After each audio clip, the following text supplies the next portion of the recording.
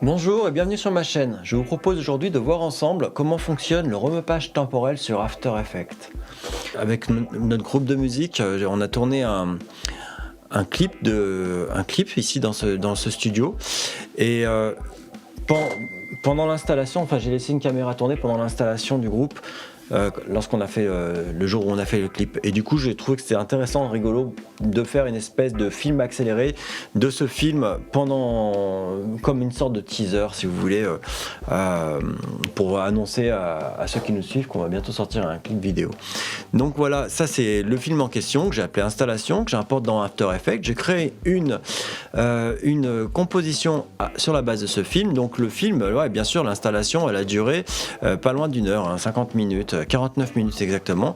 Donc voilà, on voit ma pomme au moment où je le mets en route, au moment où je l'éteins à la fin.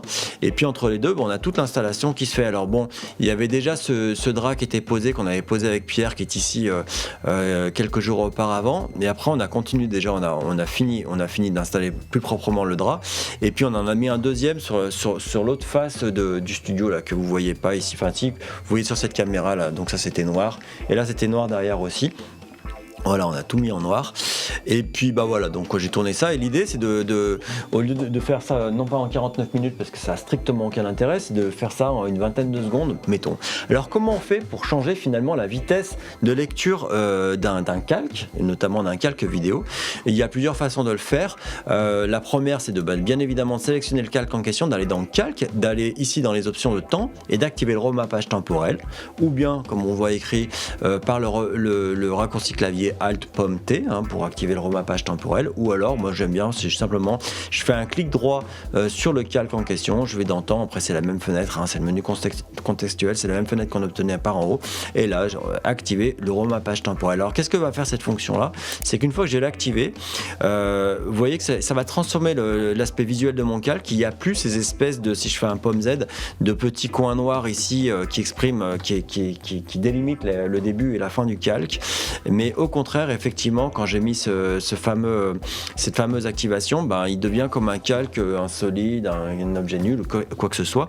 C'est-à-dire on pourrait le raccourcir, l'allonger un petit peu comme on en veut. On peut aller au-delà du calque. Vous voyez qu'à ce moment-là, le calque réagit différemment. Oui, parce qu'effectivement, dans la situation précédente, avant que je mette le remapage temporel, je vais le désactiver.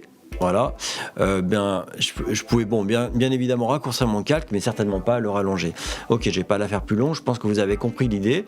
Donc là, je vais faire Alt-Pomme-T, j'ai réactivé mon remapage temporel. Et ce qui est rigolo, c'est que là, si je fais une lecture, j'ai une lecture qui est... Alors oui, ça risque de prendre un petit peu de temps.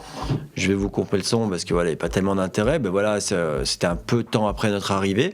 On a donc une lecture normale de la vidéo, entre le point d'entrée, le point de début de la vidéo et le point de sortie de la vidéo. Donc maintenant, si je prends ce point, alors oui, je vais déjà le faire tout simplement comme ça. Si je prends ce point là et que je mets mettons par ici, ça va me le lire en accéléré, le temps que le système le calcule.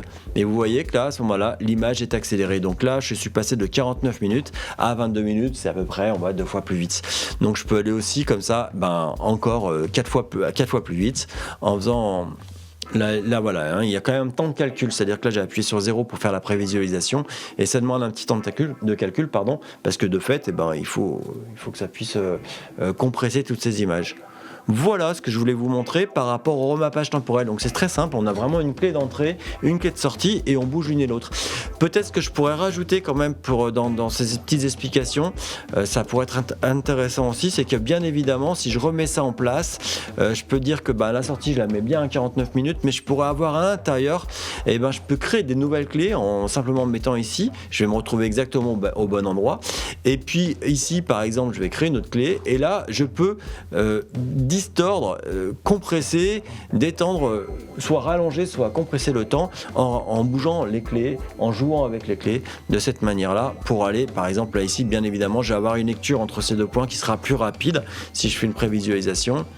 Voilà, donc j'ai une lecture qui est plus rapide, alors que là de fait derrière, si je suis là, comme j'ai un petit peu étiré le temps, je sais pas si ça va trop s'entendre, mais là forcément je vais être plus lent.